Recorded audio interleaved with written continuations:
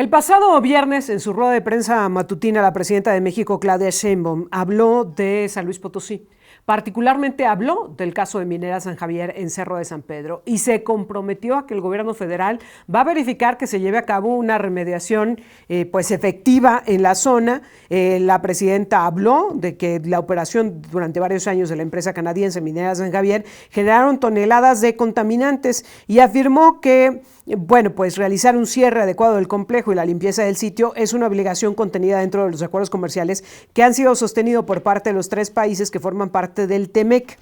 La presidenta de México dijo que las actividades de Minera San Javier durante el gobierno panista de Marcelo de los Santos Praga ocasionaron la destrucción del cerro que daba identidad a San Luis Potosí y que ahora se buscaría pues que la remediación se diera en los mejores términos. Sin embargo, pues nosotros no nos quedamos con la duda y siempre preguntamos a los expertos, por eso es que hemos buscado al doctor Fernando Díaz Barriga, investigador de la Universidad Autónoma de San Luis Potosí. ¿Cómo estás, doctor? Muy buenos días.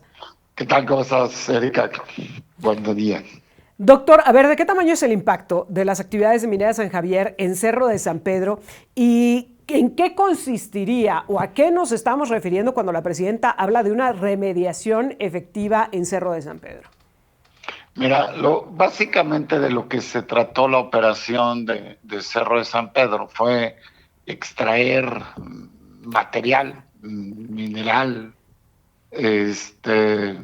de la superficie, y de ahí se fueron a una mina a cielo abierto y después generaron una montaña que la fueron limpiando con cianuro para extraer oro.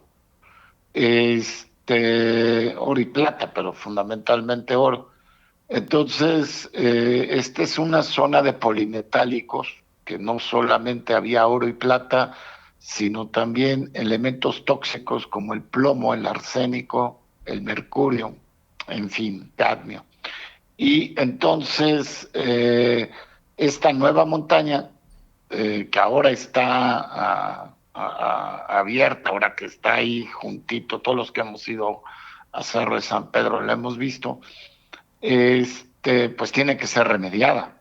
Uno no puede dejar los metales así, porque claro que con el polvo, con las escorrentías, cuando llueve, pues todo ese material empieza a contaminar todo el área.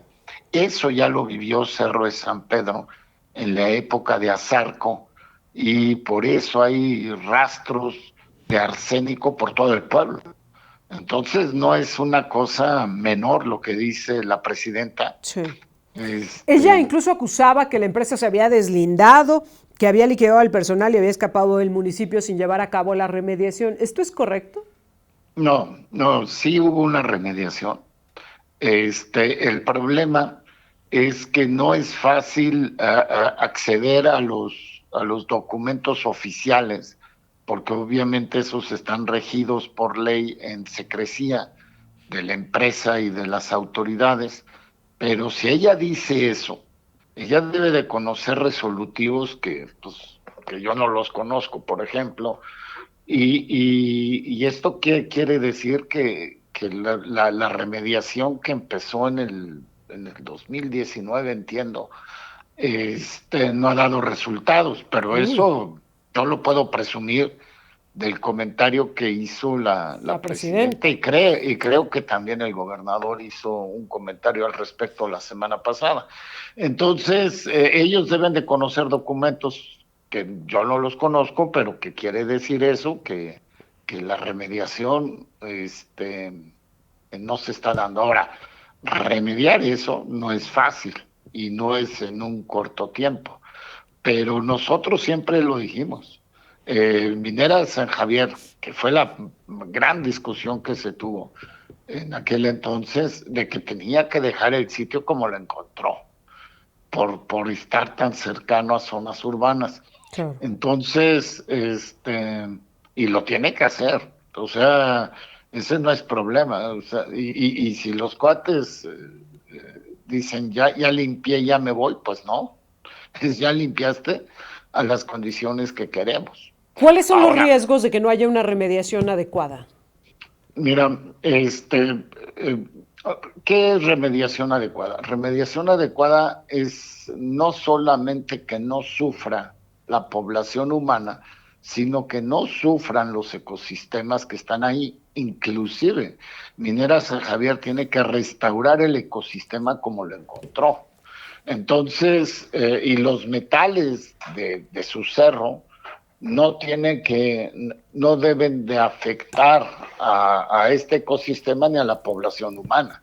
Entonces, los riesgos son que los metales eh, sean absorbidos por los seres vivos, humanos o biota, y entonces eso genera efectos en salud. Y si tú dices ahorita y le dices a los canadienses, sí, ya está limpio tu sitio, y no lo está, pues después, ¿cómo lo limpiamos? Después, ¿de dónde va a salir el dinero? Entonces, este es un momento crítico porque es el momento en que las autoridades pueden presionar a la empresa para que el sitio quede como está. Uy. Ahora, ¿quién es la autoridad encargada de vigilar que esta remediación se lleve a cabo en los términos correspondientes?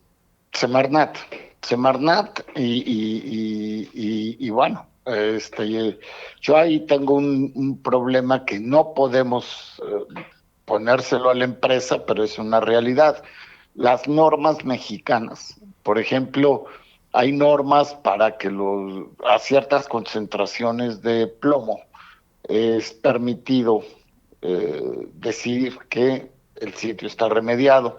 Esas normas mexicanas son muy viejas y la información científica que ahora tenemos, por ejemplo, las normas de plomo, deberían de ser 4 veces menores, si no es que más. Entonces, pero eso ya no se puede aplicar porque pues tenemos las normas que tenemos y tú no puedes aplicar la ley no puede ser retroactiva, ¿no? Entonces, o sea, el sitio va a quedar remediado, va a quedar limpio, pero pues a mí no me gusta mucho eso porque lo que pasa es que las leyes están mal, las Claro, normas están mal. claro. Y entonces, pero ese Mardat, y no podemos hacer absolutamente nada hasta conocer el resolutivo. Es decir, prácticamente es gobierno federal con gobierno federal. Esta Ah, instrucción y sí, este ah, sí. asunto de la presidenta es hacia ellos. Eso es ese tema que tú dices, eso aplica para Minera México, aplica para las mineras, aplica para los tiraderos a cielo abierto cuando se queman residuos peligrosos. El tema de residuos peligrosos y de la industria extractiva es de índole federal. Entonces, los potosinos sufrimos, como sufre cualquier mexicano en su estado, y no podemos hacer nada porque es la federación la que tiene que intervenir. Y la pobre federación pues está superada. Hay más de 1,000 sitios en el país que están contaminados, más de 1,000 sitios. Uy. Entonces, y potencialmente contaminados hay como 800. O sea, estamos hablando y déjame decirte que los que hay en San Luis Potosí, identificados por la federación, es una décima parte de lo que nosotros hemos identificado. Uy, una Eh, décima eh, parte. y entonces, ¿qué hacemos? O sea, hay residuos de mercurio en Villa de Hidalgo, de minas antiguas, y la gente está ahí. Lo que pasa es que tú dices, son 20, 30, 40 personas, pero sí, pero son seres humanos y Sí, son claro, ecosistemas. claro. Y así es por todo el estado. Lo que pasa es que la autoridad está totalmente superada por la magnitud del problema y el problema de contaminación de sitios es un tema totalmente invisibilizado ya por el cambio climático o por la crisis hídrica. Entonces, ¿quién se acuerda de Guadalcázar? Y los residuos siguen ahí. ¿Quién se acuerda de Mezquitic? Y los residuos siguen ahí. ¿Quién se acuerda de las operaciones mineras en Villa en Zaragoza? Y los residuos siguen ahí. Uy. Entonces, Sí, no pero es pues solo mineras. bueno, ¿Qué tendríamos, justo en este sentido, te lo quiero preguntar, doctor, qué tendríamos que aprender de esta historia de Mineras San Javier? Porque se usa mucho como bandera política, ¿no? Y los escuchamos decir a los gobiernos, no vamos a permitir que vuelva a pasar lo que sucedió. Pero a ver, ¿qué tendríamos que aprender? tiene que haber una autoridad estatal competente que genere un comité ciudadano ambiental. O sea, yo no le puedo, nada más en este gobierno hemos tenido 3 secretarios de ecología, ninguno Sí. experto en ecología. Pero bueno, la última titular cuando menos quiere hacer algo, cuando menos dice, bueno, voy a tratar de hacer algo, o sea, cuando menos habla con sentido. Los otros 2 eran buenos amigos. Entonces, si no tenemos una estructura ambiental fuerte, sólida, basada en evidencia, pues a San Luis Potosí nos va a avasallar la federación. ¿A quién le hace caso la federación? Pues a las entidades que gritan. Por eso nosotros no tenemos un sistema de monitoreo de aire, porque nunca hemos tenido autoridades que griten, nunca hemos tenido autoridades que le digan a la federación, hey, necesito, porque, por esto y por esto. Y entonces ahorita te puedo decir que hay toda una campaña, todo un programa para actualizar los sistemas de monitoreo de aire en el país, y San Luis Potosí ni tan siquiera está en la primera lista. Uy. Pues porque no hay autoridad ambiental, porque nunca ha sido un problema y no te hablo nada más del actual gobierno, te estoy hablando de los últimos 3 gobiernos estatales. Nunca les importó, jamás les importó la Secretaría de Ecología ni el problema ambiental. Doctor, pues qué delicado, porque tú ya lo has dicho, las afectaciones son para nosotros, para quienes aquí habitamos, autoridades o no autoridades. Todos nos estamos contaminando por igual. Y en el tema de la minera San Javier, insisto, se ha vuelto un asunto bien político, bien mediático, pero ni con eso ha recibido toda la atención que necesitaría en la práctica.